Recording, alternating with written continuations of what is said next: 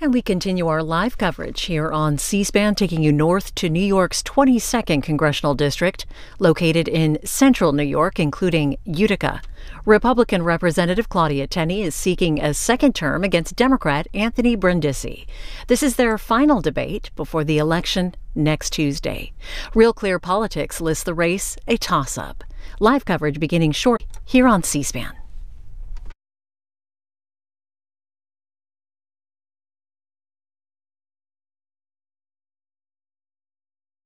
A League of Women Voters debate. Tuesday, voters from New York.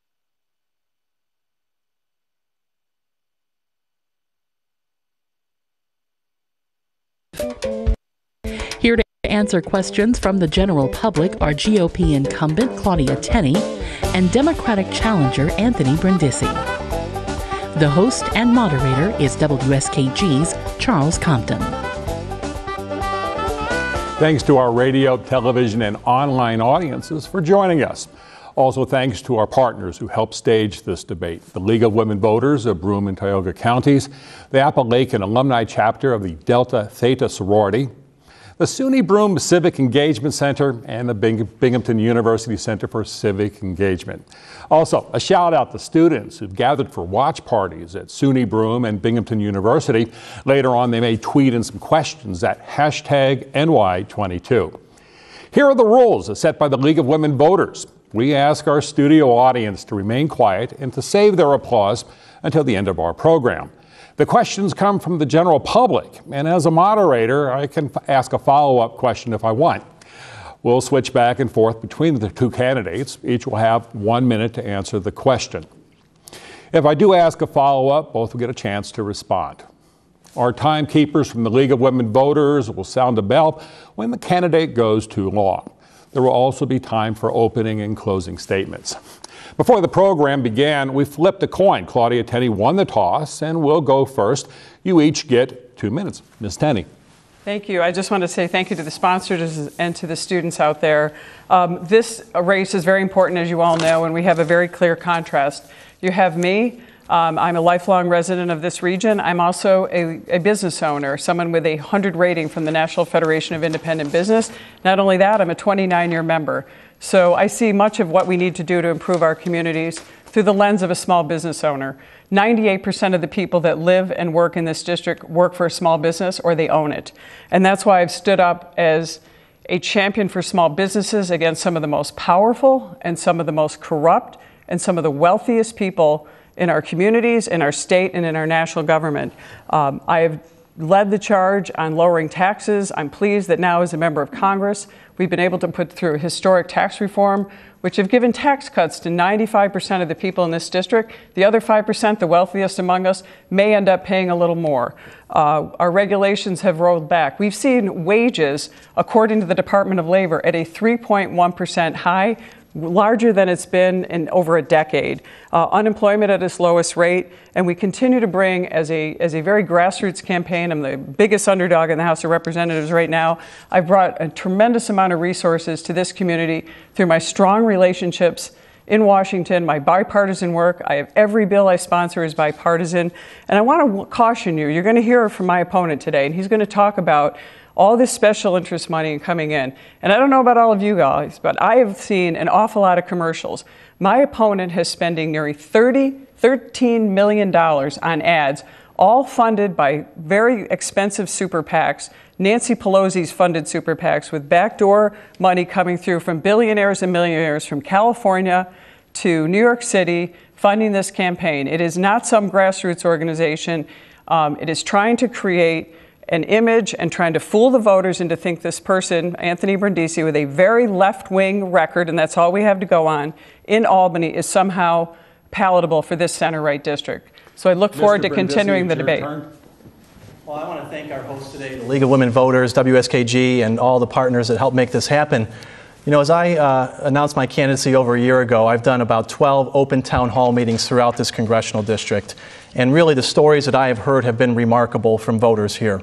I met a father right here in Broome County who told me about his son who has a rare immune deficiency and how he worries at night that his son may lose his health insurance because of a pre-existing condition.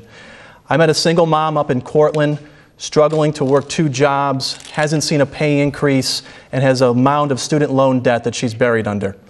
I was with a dairy farmer, and as we toured his farm up in Madison County, he actually looked at me and said, I don't know if my farm, which has been in my family for generations, is going to be here next year because of these tariffs and milk prices. And I met a grandmother up in Oneida County who told me that she's surviving on her Social Security and Medicare. These people are brought together not by their political parties. They're brought together by their desire to have their representatives in Washington working for them. That's something I've always done during my time on the school board and state assembly, bringing Democrats and Republicans together to work on big problems, and unfortunately that's not happening right now in Washington. Washington is not solving these problems because Washington is more concerned about their big special interest donors which are bankrolling their campaigns. Take my opponent, for example. She takes piles of corporate cash and then votes directly against the interest of people in this district. She's taken thousands of dollars from big insurance companies and pharmaceutical companies and then voted to repeal the ACA and kick many people off their health insurance and take away protections for pre-existing conditions. She's taken hundreds of thousands of dollars from Wall Street banks and corporations and then voted for a tax bill that primarily benefits the wealthy.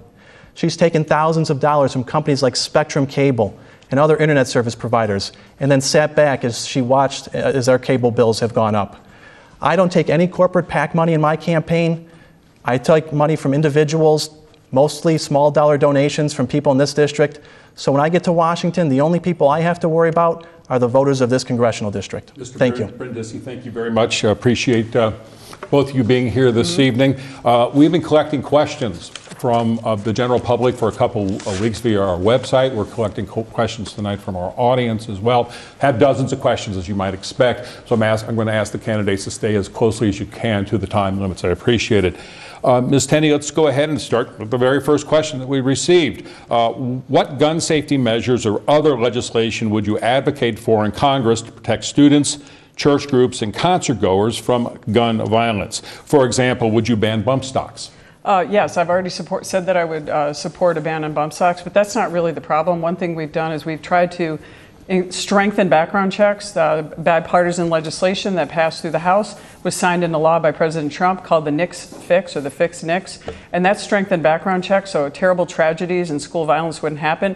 I also co-sponsored the Stop School Violence Act, and interestingly enough, that act actually provides resources to school districts where they can actually get new resources to protect their thresholds, to get school resource offices, to help teachers and students and parents identify students at risk. And these actually, there are school districts in my region who have already applied for these grants through that bill and have already received the money, and many, many more of them are doing that. We're trying to keep our schools safe. The basic fact is, look, students are a target. Unfortunately, gun-free zones don't help anyone but shooters, and we want to make sure that we protect our students and protect anyone that's vulnerable. Mr. Brindisi.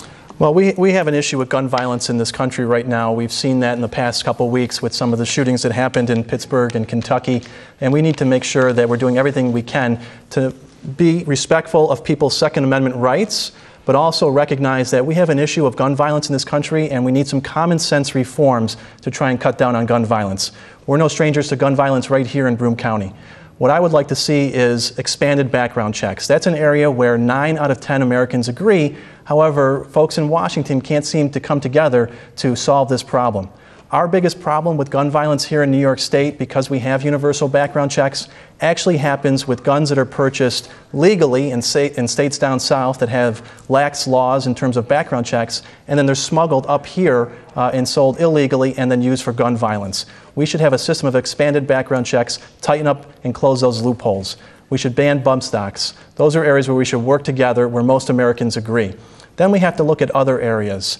Mental health. I sat on a school board. I know the problems that we have in our school districts, and I want to make sure that we're putting resources in place in our schools for safety and providing more resources and more counselors so we can catch some of these issues before it gets too late. We also have to look at how we can help our schools with some of the funding that they need to make sure schools are safe. But we have to recognize that right now nothing is happening in Washington to solve some of these problems. The gun lobby has a lot of influence down there. They're not allowing any bills to go forward, even something as simple as expanded background checks. That's where we should start. Okay, you get first shot at this next question. Will you support the reinstatement of the federal assault weapons ban of 1994? It expired back in 2004. No, I think we have to look at where we can get most compromise right now. And the area where 9 out of 10 Americans agree is expanded background checks. That's where we should focus. The Senate has worked towards that. The House has not made any action whatsoever on that legislation. That's where we should start. Yeah, I mean, let's just be honest here. My opponent is so duplicitous on this issue. First of all, we just described some of the most breathtaking legislation on fixing our background checks. It was passed in a bipartisan way. The president signed it into law. Let me tell you something about Anthony Brindisi's support of our Second Amendment rights. He claims he voted against the SAFE Act, and he claimed that, he was a big Second Amendment supporter. But then now he's rolling back that position, saying, now I think that the SAFE Act should be expanded upon and maybe go nationwide. He's blaming law-abiding gun owners. And no, I don't support an assault weapons ban, but this is the kind of thing that you're going to see a duplicitous record. We are working together in Washington, and we did bipartisan legislation to protect gun owners. I am very proud to have an A rating from NRA. He has an F because he doesn't stand up for law-abiding gun owners. And law-abiding gun owners want more than anything to make sure that guns are safe and that they don't get into the hands of people who would harm anyone else. And I just defend them, and I think that it's just unfair to people who are exercising their Second Amendment rights that they're going to be constantly attacked by people like Mr. Brindisi. I'll give you a second. In a second, I'll let you respond to that. There's a follow-up question. Will you support funding to study the problem of gun violence in this country? Well, we've spent a fortune studying gun violence. One of the things that NRA does, it was actually founded in New York City. The prime purpose, the reason that NRA was founded was to provide education and safety for people handling firearms. So we want to spend more taxpayer dollars to study something that we already know a lot about. I don't think that's a good use of taxpayer money, but I think that what we should do is invest more in our schools and places that are safe. Look, we have a kind of society that is not as safe as it used to be. When I grew up, we had skeet shooting club and people enjoyed shooting sports. Now we have to worry about those things, unfortunately, and now we need to protect our students. We need to protect anyone in vulnerable places. Look at the airports and everywhere we travel now. We've got to be careful. There are people out that want to do harm, whether it's using acid, whether it's, that's the newest thing and that's happening in Europe, or whether it's using guns or box cutters or airplanes. We have a dangerous world. You're up. Well, my opponent made this claim during the last debate that I wanted to take the SAFE Act nationwide, but still hasn't provided any evidence of that. I've never said that before. What I've said consistently is that I support the Second Amendment. I support individuals' rights to bear arms. I did not vote for the SAFE Act. I do support common sense reforms like expanded background checks, like banning bump stocks. The bill that she's talking about, the Fix NICS bill, does not close the loopholes that exist in our system right now. And frankly, she's not interested in doing anything on this issue at this time. And we need to make sure that we're keeping guns out of the hands of criminals, people who are violently mentally ill, people who commit domestic abuse and are convicted of domestic violence. That's where we should start. There's lots of bipartisan support for these measures in Washington, but unfortunately, my opponent will never vote for any of them. We're going to go ahead and move on to the next topic, which is wealth inequity.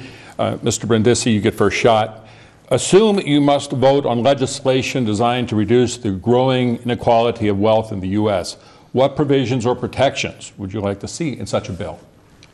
Well, first and foremost, what I would do is I would never have supported a tax cut where 83% of the benefits go to the wealthiest individuals in this country, major corporations, the Fortune 500 companies. That is helping to grow the wealth gap in this country. And while people are struggling right now working 2 and 3 jobs, they have not seen their wages go up. That's my big complaint about this tax bill, is that we have wage stagnation in this country. Wages, people are earning less than they were 16 years ago, $4,000 less. They have not seen their wages go up. There was one study done that was in Newsweek magazine that looked at all the Fortune 500 companies, and they looked at the workers for those companies after this tax cut. Only 4% of those workers saw any increase in their wages after this tax cut. Meanwhile, we see these big companies, these Fortune 500 companies, spending almost $1 trillion on stock buybacks. That's not helping folks in this area. We need to have tax cuts that help working families, the middle class, tax cuts that go to small businesses and family farms, not the big donors on Wall Street, not the corporate special interest groups. That's what's helping to grow the income gap right now in our country. Representative Tenney. Yeah, thank you. What you're seeing is a person who is reading off memorized talking points from Nancy Pelosi. This is a cookie-cutter campaign. You can tune into any debate across the nation, and you can hear exactly the same thing said. Let me tell you about the tax cuts. I've traveled around to at least 50 businesses. I have yet to meet an individual who is not getting a tax cut, except the really wealthy people. They're the people that aren't benefiting from the Tax Cuts and Jobs Act because we took the lifeline away from wealthy people. We limited the state and local tax deduction, and that means the wealthiest people don't get their loophole that they've had for a long time. 95% of the people in the end are going to end up with a tax cut. The 5%, the wealthiest, are going to get it. But this is what a slick lawyer and a politician says. 83% aren't getting a tax cut. That's only at the end of 10 years if the Democrats take power and they roll back the tax cuts, which is their intention. They want to raise taxes again. We are finally seeing some equality. We're finally seeing our region, which has suffered for many, many years from decades losses of jobs and people, record out-migration thanks to tax and spend liberal policies that my opponent voted for, raising your taxes. Our property taxes and our sales taxes are among the highest in the nation. And when he talks about corporate tax cuts, let me tell you about something in Oneida County, and I know everybody's listening to this. In Oneida and Madison County, he voted for this corrupt casino deal, which took away $1.8 billion for a tax giveaway to Ray Halberter's company up in upstate New York, a casino that is taking mostly school tax, property tax, all those away from hard-working citizens in our community who pay taxes. And now what do we have in our communities? We have the highest combined property and sales tax in the nation in our community because we've been eroding away at our tax base. So when it comes to slick talking points, you can sit and listen to him complain about the tax cuts. Trust me, if you elect him to this office and the Democrats take over, they're going to do everything they can to try to raise your taxes, and they already have, because if you're a resident of New York State, you are sitting in one of the highest tax states in the nation, and that is not wealth You're out of time. equality. I'm sorry, we have to move on. Thank you. But you get the next question. Well, do I get to respond to some of her claims that she made in that? I'd like to respond to some of the There other are some questions. claims that she made. We'll do you'll just have to squeeze it into I can do 30 seconds real quick. No, I don't think so. Okay. Okay, because I just want to keep it moving. We're going to have so much information flowing here tonight that we just got to keep on track. So anyway, getting back to the next question, would you support a living wage model based upon geographic location? I think the biggest fallacy, and my opponent voted for this again, is to force a minimum wage to such a high level that our surrounding states have a lower minimum wage. For example, we are in Broome County, right across the border in Pennsylvania. The wage is $7.70. Governor Cuomo came up with this crazy scheme of a $15 wage and a $13 wage and a $12 wage. So New Yorkers were divided by class. Whether it depends on what part of the country or part of the state you're in, you'd have a different wage status. And the first time, also my opponent voted for this, the first time in many years, at least in my lifetime, whenever the state has imposed a higher minimum wage than the federal side, we have always given exemption to agriculture, especially our farmers who are struggling and trying to compete where the government determines the price of their milk. They have high property taxes, high expenses, all because of New York State's onerous regulations, all things that my opponent has voted for. That's his record in the state assembly. And now we're struggling. Small farmers, they're also business owners. So when you look at where the minimum wage should be, what I like what's happening now is the tax cuts are actually working. This is an employee's market. And my opponent keeps droning on with this, oh, wages are down. Well, if you happen to stop reading Newsweek and actually take a look at what the Department of Labor said, Department of Labor says wages are at their highest rate in a decade. So people are finally seeing wages going up. Employees are having higher wages. We have a market for employees. We have now more jobs available than people to fill them. So the wages are going up naturally, organically, the way they should be, without government imposition. This helps small businesses. This helps bring our wages up and get employees back to work. And it's what we need. We need higher wages through the organic method, not through forced government. Mr. Brindisi, you have 2 minutes. Well, if my opponent actually did town halls and came out and listened to voters in this district, she'd learn that wages are not going up for many people in this district. But she doesn't do that, so I can help because I do that. I've toured around this district and talked to thousands of people who have not seen their wages go up. I do support a minimum wage. I support increasing the minimum wage. My opponent doesn't even support a minimum wage or a living wage for people in this community. I think that's wrong. She talks about New York State. She was an assemblywoman in New York State. In 2016, she voted against a $4 billion tax cut. that helps 6 million New Yorkers. She voted against lowering the corporate tax rate here in New York State. She voted against a $414 million property tax freeze. She voted 24 times to raise sales tax in this state as a member of the New York State Assembly. So she likes to point to her record in Washington. It's not a good record. And if she actually talked to people in this district, she'd learn that health premiums are going up right now. They're going up because of her vote in that tax bill to repeal the individual mandate. In this district alone, premiums for health insurance are going up anywhere from $650 to $2,500. That's not it. Let's look at some of the other companies she's taken money from. Spectrum Cable. They're raising your cable bills 40% and 50% after they just got a $9 billion tax cut. Let's look at other companies that did well under this tax bill. Pfizer, the pharmaceutical industry, got $50 billion in tax relief under this tax bill. What do? Pfizer? They turn around and they cut their R&D program for Alzheimer's and Parkinson's, laying off 300 people.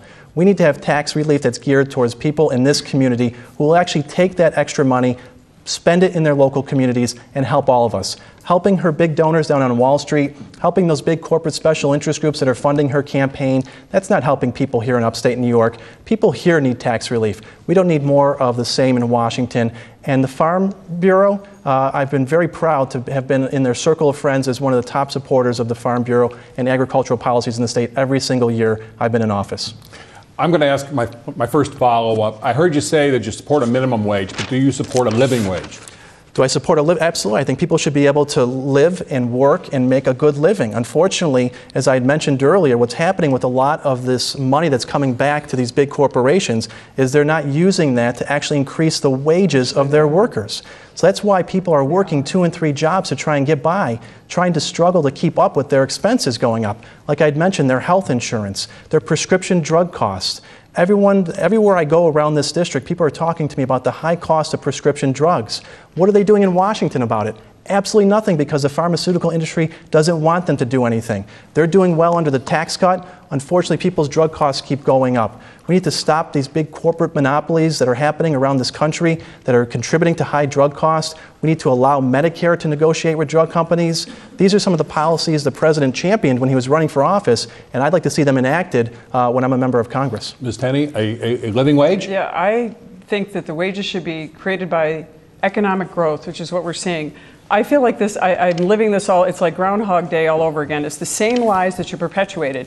Everyone should understand this. I am a small business owner. I run on cutting taxes. I have never voted to raise any tax, either my 6 years in the state assembly or my 2 years almost in Congress. It is against my core principles. He is lying. If you think that your taxes have gone down. I just got my property freeze check from Governor Cuomo. You know, the week before Election Day, you get your check. My taxes went up $300. I got a check for $54. These tax cuts that he's talking about, I don't know anyone in New York who got a tax cut. He's all against corporations, and he says I voted again against a corporate tax cut in New York State Assembly. These were part of a budget bill with gimmicks from Governor Cuomo that were his big supporter, where he has secret fundraisers down in New York City with Cuomo, because God forbid he comes into this district where he's very unpopular and does a $25,000 plate dinner here like he's done in New York City with Governor Cuomo. I'm sorry, we're out of time. We've got to move on. Again, I appreciate both of you guys trying to stay within the time limits. It really does help. You are watching and listening to NY22, a League of Women Voters debate. I'm Charles Compton. Our guests are Claudia Tenney and Anthony Brindisi, candidates in New York's 22nd Congressional District. If you have a question for these candidates, you can send it to us via WSKG's Facebook page or tweet it at #NY22. I believe it's your turn. I kind of lost track. Yes. We'll go ahead and we'll start. We're moving over to the child care right now. Okay. A good child care facility is hard to find and very expensive. Meanwhile, care providers are underpaid and their centers struggle to pay their bills. What do you propose to fix this crisis? Thank you so much. And this is an issue that's near and dear to my heart.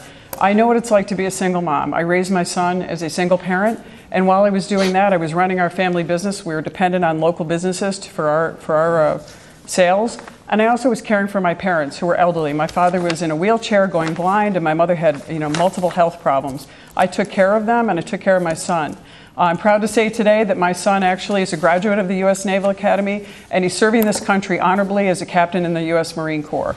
And I understand the plight of a lot of working people, which is why I brought Ivanka Trump, the president's advisor, here to this region to talk about child care. We doubled the child care credit that parents can get in the Tax Cuts and Jobs Act. We also added a dependent care exemption, and that means that people who are a credit for people like me and people like many others who are also taking care of their parents while they're trying to raise their children.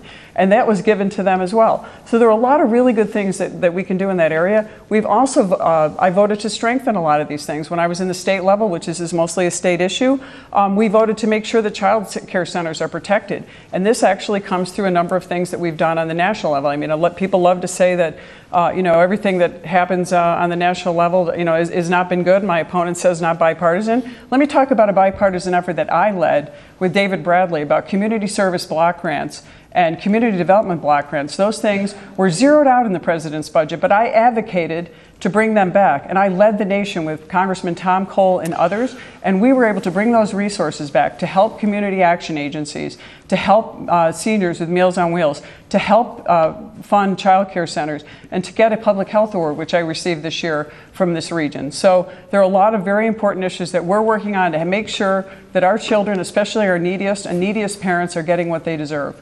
I'm hearing some audience noise. Again, I want to remind the audience to please remain quiet. We're here to listen to the candidates tonight, so I appreciate your help on that front.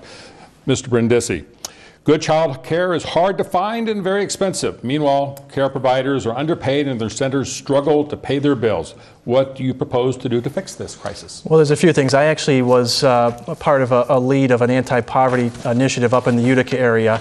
We were able to secure some funding for a poverty initiative, and we did focus groups all around the community talking to residents about what were the biggest needs in our community, and number one was child care. I could tell you as a state assemblyman, two of the main concerns I hear when it comes to lifting some barriers to get people out of poverty are lack of access to child care and lack of access to public transportation.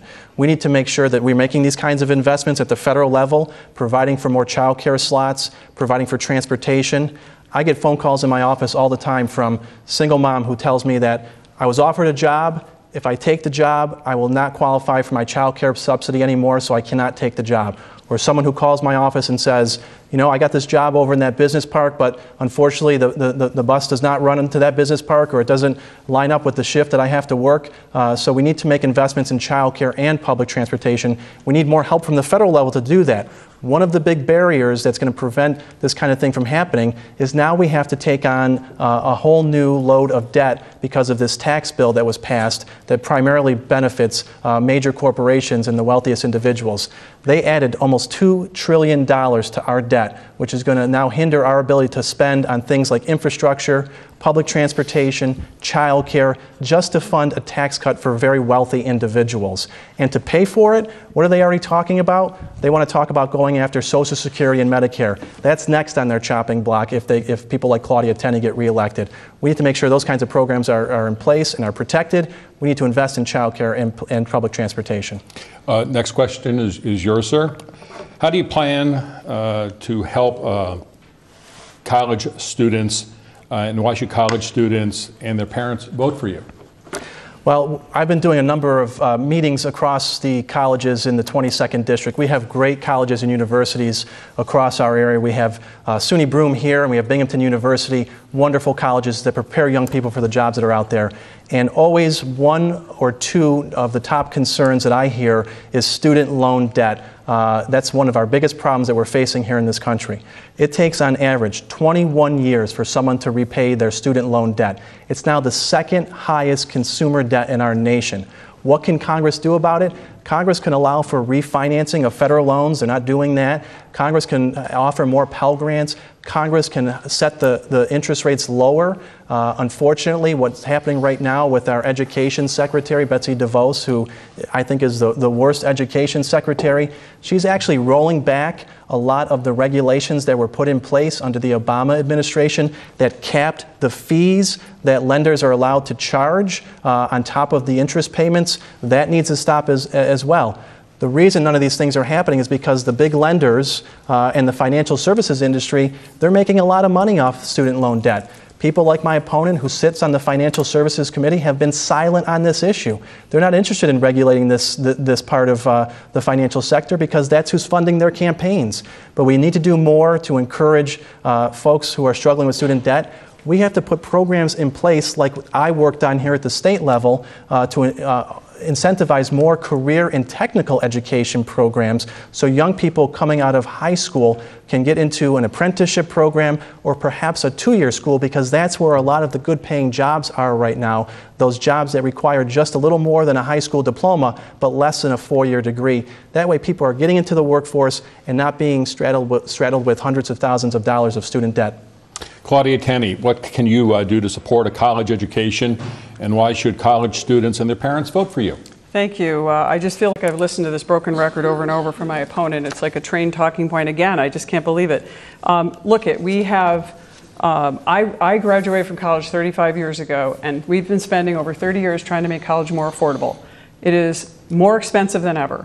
When I graduated from college, it was $12,000 a year at a private college. That college today cost about $72,000, $73,000 a year. We haven't made college more affordable. What we've tried to do, and all the things he's claiming he would do, I've already done. We've actually lowered interest rates. We've increased Pell Grants. We've increased the TRIO program for underserved students. We've advanced the 21st century learning. And when it comes to career and technical education, even before he was elected to the Assembly in a special election in 2011 with several $100,000 from corrupt Speaker Sheldon Silver, who's facing jail time, I actually put in a local diploma and a CTE program that he actually took and put on and made sure I wasn't given credit for, because that's how things work in the State Assembly.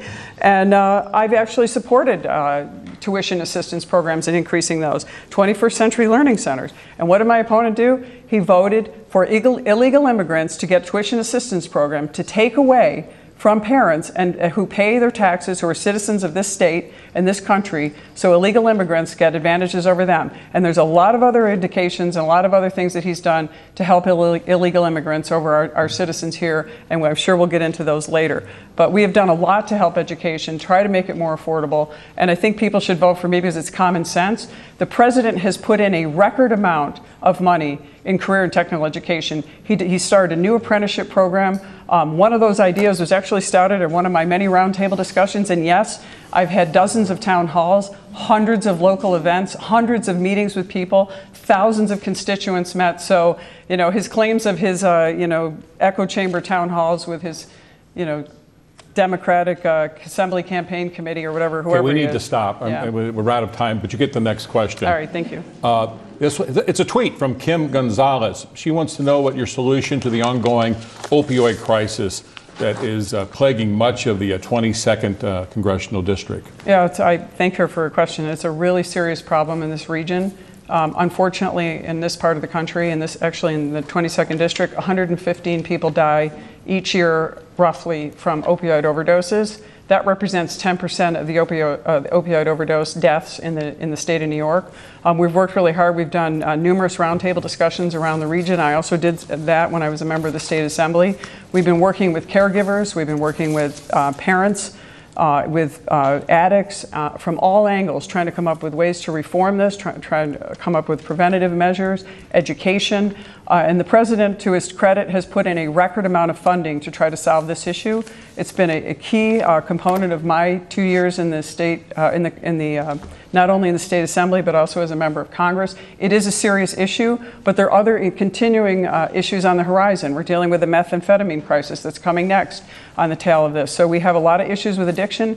I'd like to see us continue to do the work we're doing, and I think the president has been really a leader on this, and he really recognizes that we need to do something about this. I've had two neighbors of mine who their children have died of overdoses from opioids. This knows no class. It knows no boundaries. It can happen to anyone. It's preventing people from getting back to work. It's a tragedy of epic proportions across this country. We need to secure the border. I've co-sponsored bills, a bill on not allowing illegal fentanyl to get across the border, something that's happening. We've talked about securing the border and making sure that we're not allowing these illegal drugs or drug traffickers to come into our country to harm people in this community, in our communities. And it's a problem. It's something that we've been working very hard to solve. It's a very sensitive issue, and it's been devastating to a lot of people. Mr. Brindisi. It is a major problem. Unfortunately, it would have been made a lot worse if the a repeal of the Affordable Care Act had gone through, which my opponent supported. That would have removed Medicaid expansion, and many people who are suffering from opioid addiction would have lost out on treatment programs, and every independent expert will tell you that would have worsened the problem. We need to invest in prevention. We need to invest in treatment. As I travel around this district, one of the things that I hear most from folks is that there's just not enough access out there to treatment programs. We should be funding these treatment programs, especially in underserved areas, in rural areas where it's much harder to come by these treatment programs, and then get into our schools and talk about prevention, talk about the dangers of drugs. We need to get tough with the drug companies. The drug companies turned a blind eye to this epidemic for years, the manufacturers of these painkillers, and did nothing at all except continue to push them through their sales force to doctors, lying to people about the addictive qualities of these pills. The distributors as well. There was a 60 Minutes on not too long ago that looked at one particular distributor and how they were sending millions of painkillers into this little community in West Virginia, 500 people in this town, knowing that, or should have known, that something was going on when these pills reached that town. Unfortunately, they were being sold and then being abused. So we got to get tough with those distributors as well. We're not going to do that when they're spending so much money to help finance campaigns like my opponent, who have no interest in going after the drug companies or the manufacturers. She's also wants to talk about prevention and treatment. I would have liked to have seen her vote for a bill that Congressman Paul Tonko supported up in the Capital District. It would have provided $1 billion to fight this epidemic. Instead, what does she do? She votes for a tax cut where $1 billion of that tax cut goes to the Koch brothers, two of her biggest donors. So I just ask, what's more important, $1 billion for the Koch brothers or $1 billion to fight this opioid epidemic that's plaguing our community right now? We need to talk about recreational pot. Given this context, maybe we'll get a chance later. Recreational pot, Mr. Brindisi, should the federal government allow New York to legalize it? I think it should be up to the states to decide it. If the states want to do it, then I would support that. I don't think that's an answer, first of all. I think that I worry about the addiction problems and whether that's really something we should be doing. It is a state's issue, and it's going to be coming up on the ballot, maybe possibly in New York. But let me talk about something with the drug companies. While he's sitting there crying foul about the drug companies, his law firm is suing drug companies through the county. They have a contract. And most personal injury lawyers and ambulance chasers like my opponent get 33% of the cut. His firm is getting 40% of the cut for going after the drug companies. And let me be honest, this is something that I didn't want to bring up, but his partner and his mentor has had 5 felony drug trafficking charges against him that he pled to a misdemeanor so he wouldn't lose his law license and so he wouldn't have to face jail time. And this is the same person that's got some kind of contract with our county government to shake down drug companies and make a profit off people in a very sensitive issue. I stood up on this issue against the media and I said, anyone doing this should be taking it for free instead of taking this money out of the resources of our community and our taxpayers, and our county governments can handle it. They have tons of lawyers who can handle these cases. I'm going to give you a chance to respond to that, please. Well, first of all, it's a case I'm not involved in. It's a case where our law firm has been hired by several counties to sue drug manufacturers so they can get money back for these counties to provide treatment programs which are desperately needed throughout upstate New York right now. Shame on you, Congresswoman. Stop resorting to the name calling. Stop resorting to the personal attacks. Stick to the issue. Let's talk about your record of taking money from big drug companies, turning a blind eye to this epidemic for many years. I'd rather be going after the drug companies, making sure we're holding them accountable, making sure that they're providing for treatment programs that are desperately needed in this community right now, as opposed to taking money from them, which you have been doing, voting for $50 billion in tax relief, taking money from Pfizer, a company that just had to settle a lawsuit for their role in the drug crisis and the opioid crisis. So you can stand on that side. I'd love to stand going against these big corporate interests, especially those pharmaceutical companies who really have been taking advantage of people. I'll go against them any day. Unfortunately, you have not shown the ability to do so. You get to respond to my follow-up. Yes.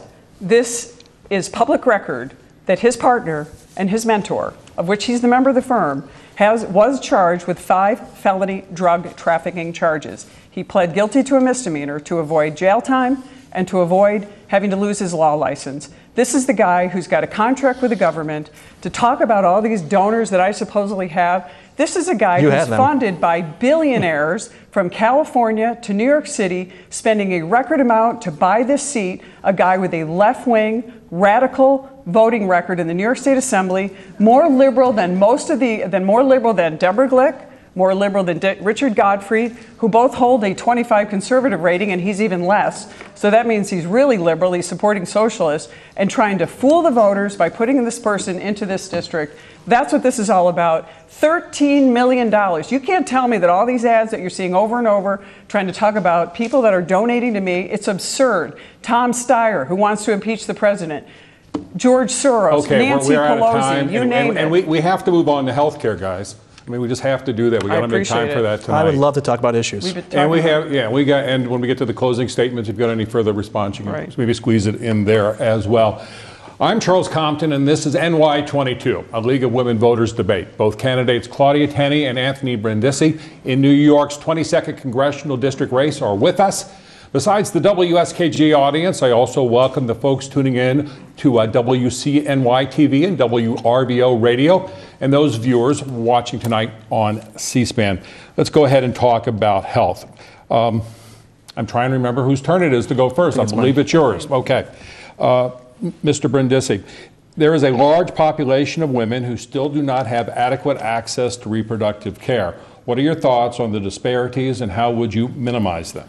Well, first thing we need to be doing in Washington, and what I have said right along, is that we need to stop the attacks on the Affordable Care Act. We need to make sure that we are making health care accessible and affordable to everyone in this country, because there's millions of people who are going without health insurance right now. The Affordable Care Act has been under a 2-year assault by people like Claudia Tenney, who have sided with the insurance companies and sided with the pharmaceutical companies to try and repeal this bill, to take away essential health benefits like maternity care, like drug treatment programs, to strip away protections that were put in place under the Affordable Care Act for people with pre-existing conditions. 40,000 people, a study showed that in this congressional district, 40,000 people would have lost their health insurance had that bill become law. 289,000 people in this congressional district who suffer from pre-existing conditions would have been under threat of losing their health insurance if her vote went through. A bill that the president called mean because it stripped away protections for pre-existing conditions. Let's look for ways where we can fix the Affordable Care Act. Let's start by advertising these enrollment periods. You can sign up now today to get on the exchanges. Let's look for ways that we can prevent the federal government from allowing these junk plans to get onto the insurance markets that don't cover pre-existing conditions. Let's look for ways that we can continue to make health care more affordable. Stop the attacks. Let the subsidies go to the lower income individuals that were guaranteed under the Affordable Care Act.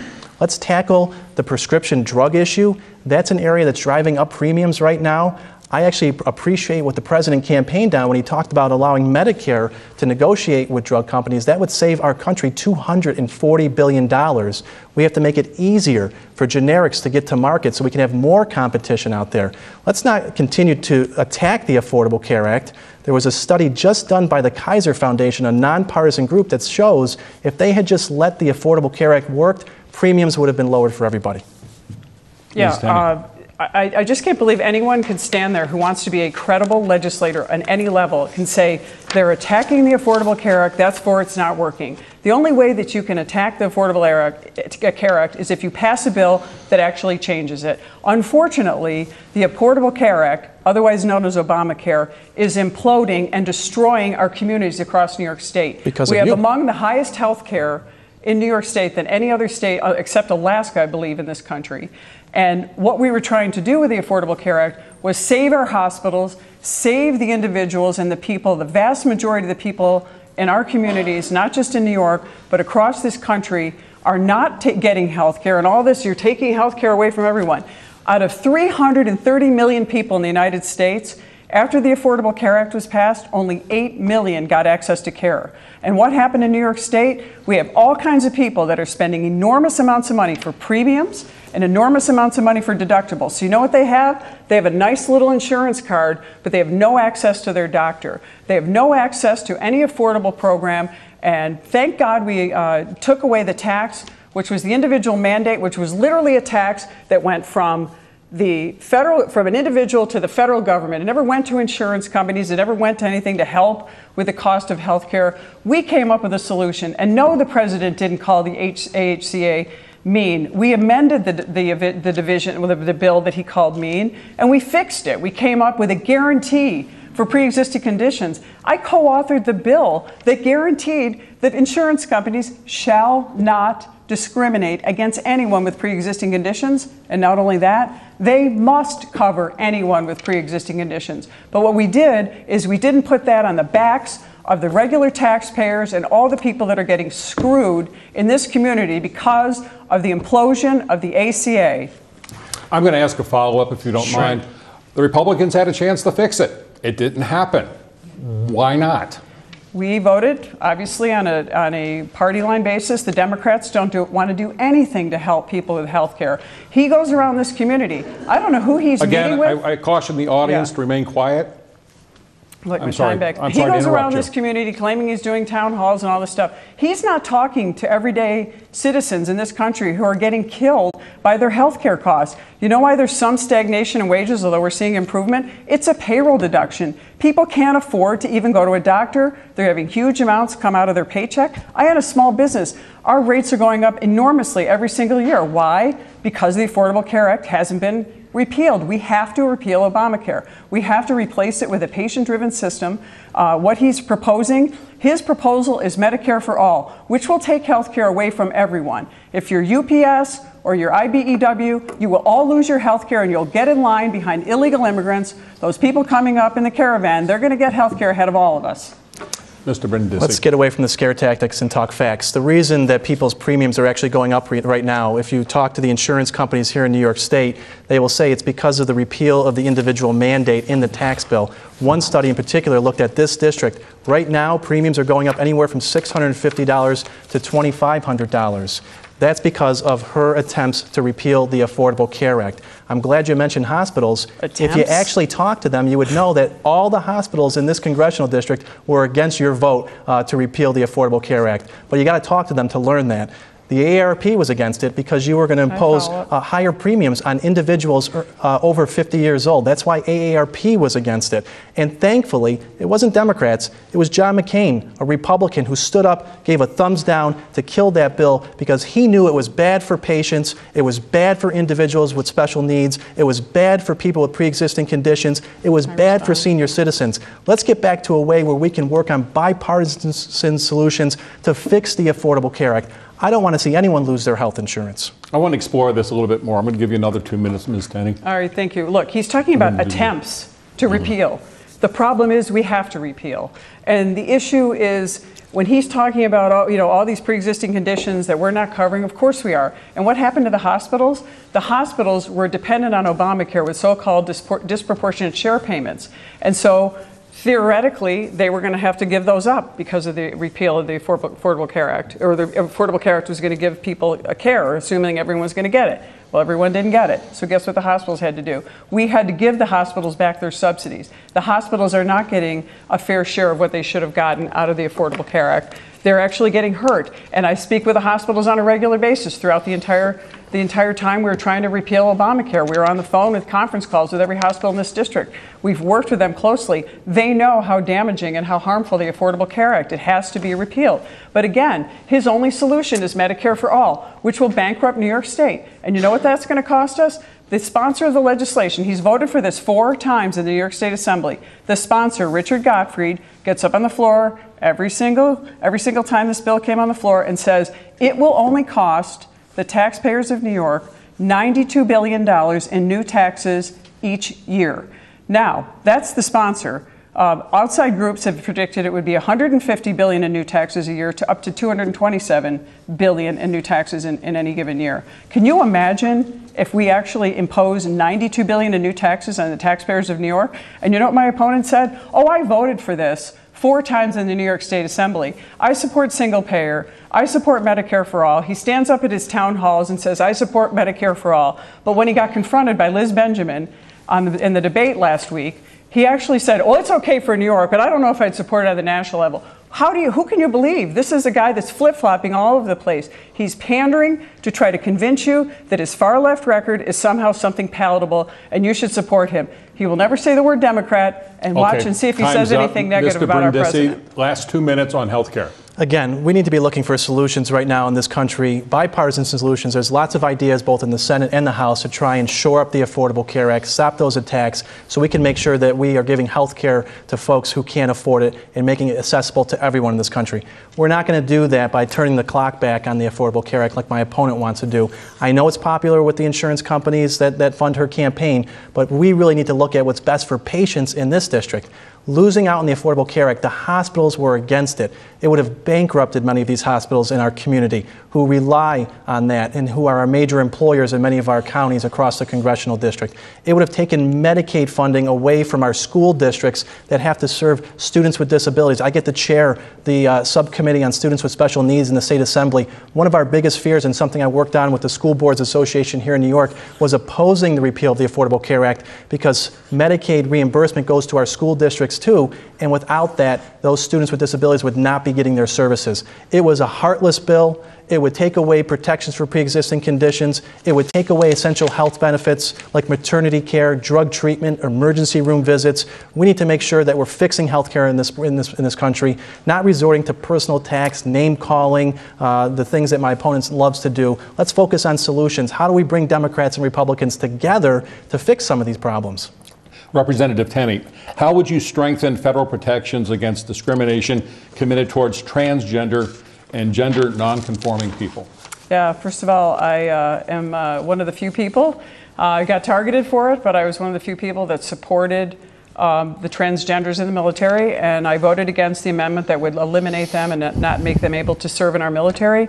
I thought it was something that should be left up to General Mattis, our Secretary of Defense, in pursuing that policy.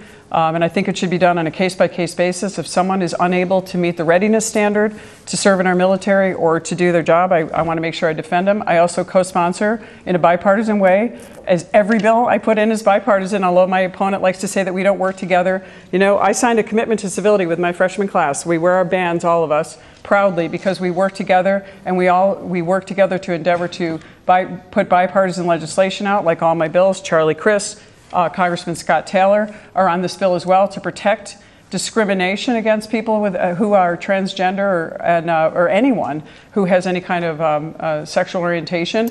So I've been a leader on that, actually, in the Republican Party, and I've taken a lot of heat for it, but I'm very proud to stand on my vote. I have a lot of good friends and people that defend my human rights position, and I think it's important that we respect all people from wherever they come from. I think that this whole, discrimination against anyone based on race and gender and class, I think is unfortunate in our communities, and I've stood up for those people. Mr. Brindisi. Yeah, I applaud the Congressman for her vote on that bill. I have supported in the State Assembly the Gender Expression Non-Discrimination Act, something she's voted against at the state level. We need to make sure that we're putting protections in place, like the Equality Act at the federal level, protecting people from discrimination. It's 2018. We need to move past this. I wish she would live up to that call for civility on this campaign. Unfortunately, she's resorted to a lot of personal attacks through this campaign and name-calling, but we need to try to fix some of these problems that we're facing in our country, and that's what I would do. We're starting to run out of time, so I'm going to limit the answers to this next question to just 1 minute each. Sorry for that, but it's the way it works out. As a black man, Mr. Brindisi, I have been struck by the absence of people of color in many of the political ads that are running this season. How can I therefore be assured issues of importance to people of color is a priority for either candidate? Well, it's certainly a priority for me, and I've done many town halls, particularly in inner cities, places like Utica, trying to reach out to voters wherever they are. We have to make sure that we're focusing on these issues. We have problems in this country. I talk a lot about criminal justice reform, things that I've supported at the state level to try and end the era of mass incarceration that we're facing in this country, make sure that we're not punishing people for lower level drug offenses and throwing them in jail for the rest of their lives with a criminal record, so it's harder for them to get into school, get a job. We can work on a lot of these issues. There's actually a lot of bipartisan support for criminal justice reform at the federal level. It's an area where a lot of Democrats and Republicans agree. They just need to be brought together to try and pass some of these things. And that's really where we got to start, is really by leading by example, focusing on jobs, job training programs in the inner city, building on initiatives that I have worked on, like the career and technical education, to help expand those into our cities, making sure people are prepared for the kinds of jobs that are out there right now. lifting everyone up in this country. That's where we really need to start. Ms. Tenney? Yeah, thank you, and thanks for the question. I think he's right. I think that there is a lot of discrimination still against people of color. I think against people who are different in many ways. I've spent my life trying to help people who are neediest or people who have been discriminated against. I know it finds it hard to believe that my opponent says that I've somehow been running attack ads. I don't have $13 million in ads. And in my last congressional campaigns, combined with this one, I will have sustained $32 million in attacks and smears and bullying. And as a woman, I've stood up to these people. I've stood up to wealthy people, powerful people in our communities, and my opponent has not. And I have a solidarity with people who are struggling with discrimination and people are victims of bullying. And so I'll continue to stand for those people, and I'll stand for anyone who gets bullied and beat up like I have as a member of Congress, not only just from my opponent, but from people who don't really like to have women in office.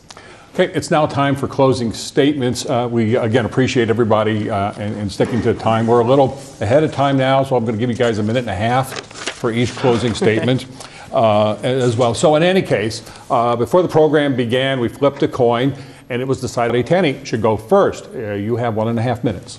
Thank you. I just want to thank Charles. I want to thank our audience, thank our sponsors for this debate, for a lively discussion, thank my opponent. We're getting to the end of the line here, and people need to make decisions. And this is a decision about voting for someone who has an authentic, independent record like I do, who stood up, again, to the most powerful people against millions of dollars in smear campaign coming from billionaires in California, from Tom Steyer, who wants to impeach the president, to Mayor Bloomberg, who wants to confiscate your guns, to Nancy Pelosi, who wants to raise your taxes. And I've stood up against all these kinds of people. I was the first person to ever stand up to Sheldon Silver and call for his resignation. Sadly, my opponent actually supported Sheldon Silver after he covered up sexual harassment claims in the New York State Assembly, and he still voted for him for Speaker. He even voted for him after Sheldon Silver was hauled off in handcuffs when he was found charged with corruption charges and indicted. He faces a jail sentence now. My opponent is siding with some of the richest and most powerful people, and I've named them. Halbert, he's talking about money, money, money in politics. He is denouncing super PACs. He's running with super PAC money. They're an end run around the laws and the rules of what we were set forth, and he's putting this money into Nancy Pelosi's super PAC. He says he won't vote for her. Don't trust him. Don't believe him. He will vote for Nancy Pelosi. He will side against the president. We will spend the next 2 years, if you vote for him, talking about impeachment and rolling back the tax cuts and rolling back the progress we've made in our communities. I urge you to vote for someone like me who's independent, who's always stood up to the most powerful people in our communities, has an independent record of proving that. Thank you so much. I appreciate your vote. Well, sometimes I have to look around because I think that my opponent thinks she's running against Sheldon Silver or Nancy Pelosi or Governor Cuomo, running a real campaign of guilt by association, really trying to distract from her record, which is a failed record, a record of really standing with corporate special interest groups, Wall Street bankers, hedge fund managers, people who are funding her campaign versus our record. 85% of our donations come from individuals. Our average contribution is $25. I love for her call for looking at these commercials. I wish she would support me in a constitutional amendment to overturn Citizens United so we can get some of this dark special interest money out of politics. But she'll never do that because those are the folks that are funding her campaign. The truth is that I've always been independent. In Albany, I actually led the charge, you can read about it in the Wall Street Journal, to oust Sheldon Silver from his role as Speaker. I have stood up to Andrew Cuomo to protect teachers and students, and I've said repeatedly I'm not supporting Nancy Pelosi for Speaker. When I get to Washington, I'm going to do what John F. Kennedy said. We shouldn't be looking for the Democratic answer. We shouldn't be looking for the Republican answer. We need to be looking for the right answer. And whether it's a Democratic idea or a Republican idea, I don't care. If it's a good idea, I'm going to support it. We need more of that in Washington right now. Unfortunately, with people like Claudia Tenney in office, we're never going to get that. But we got to get this country back on track again. We got to turn away from folks who name call and use all kinds of fear tactics to divide us. It's time to bring our country together again, and I'm asking for your support this November. Time's up. Thank you very much for joining us here this evening.